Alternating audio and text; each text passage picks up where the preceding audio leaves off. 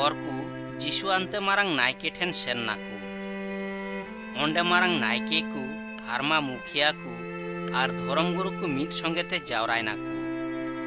पितर फाराक फाराकते ताहे काते जीशुआ तायनमते सेनो सेनोते मारंग नायकेवा ओरारा राचारे सेन काते बोलोयने।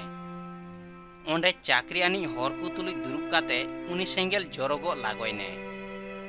मारंग नायके को और मारंग बाइसिरेन सानाम हर को जीशुली गय गिडिये खातिर उनिया बिरुद्रे साक्षी सेंद्राय हानाकू। किन्तु जहान साक्षी गी उनकू बांग नाम लाकू। जीशुआ बिरुद्रे आयमा हरगी एरे साक्षी एम लाकू। किन्तु उनकुआ साक्षी बांग जुरी लेना। उन जखय कायेकजन बेरेद काते उनिया बिरुद्रे निया एरे साक्षी एम काकू।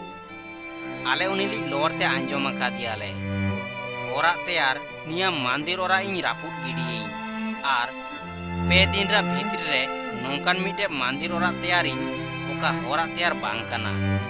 किन्तु एन रेहो उनकुआ साक्षी बांग जुरी लेना।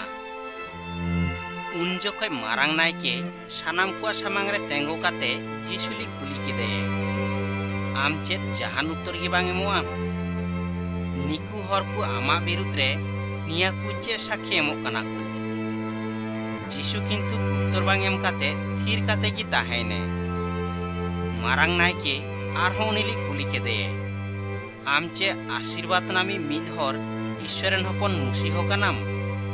जीशु मेन के इंगेन उनी दो आपे दो सानाम दाड़ियान ईश्वरा जजमधारी से मानवा हपनली दुरुब ताहेनते लेले आपे और शेरमारा रिमिल तुलुज हेजोते लेले आपे।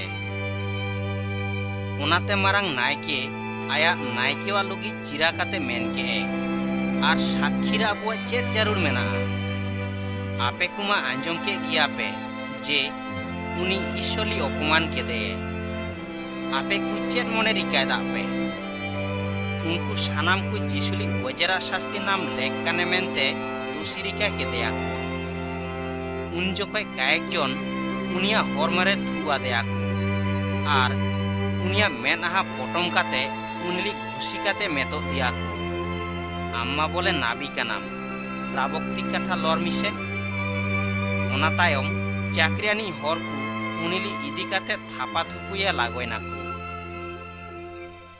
पितर जखन लातार रे ओड़ारा राचार तहे काने उन जखय मारांग नायकेरेन मिटेन दासी ओंडे हेजने। उनी पितरली सेंगेल जरोते लेल के दिया और बेसते उनी से कयक काते लेल काते मेतो दिया। आमहो थो उनी नाजारेत रेन जीशु तुली तहे कानाम। पितर किन्तु बांग आंगोच काते मेन के आम चे मेन दा आम ओना इन बांगे बाड़ाय तहेनेन और बुझा बांग बुझाय तहेनेन। निया मेन काते पितर बारहेरा दुआर ठेन सेनने और उन रेगे मिटेन सिम सांडे कुकलु राखबने।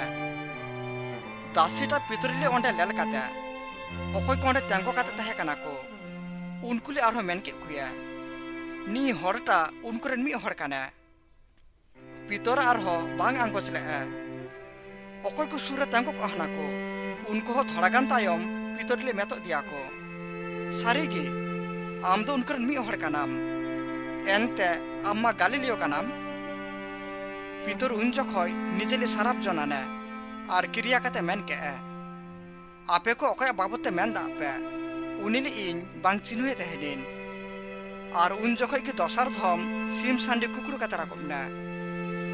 जीशु जे मेनले हाने सिम सांडे बारधम कुकड़ूरा लाहा रेगे आम पे धम कथा मेनाम जे आम इनले बांग चिन्हुएन तहेनाम। ओना कथा उन जखय पितरा दिशा हेना ओनाते उनी हुकुकरा लागोयना।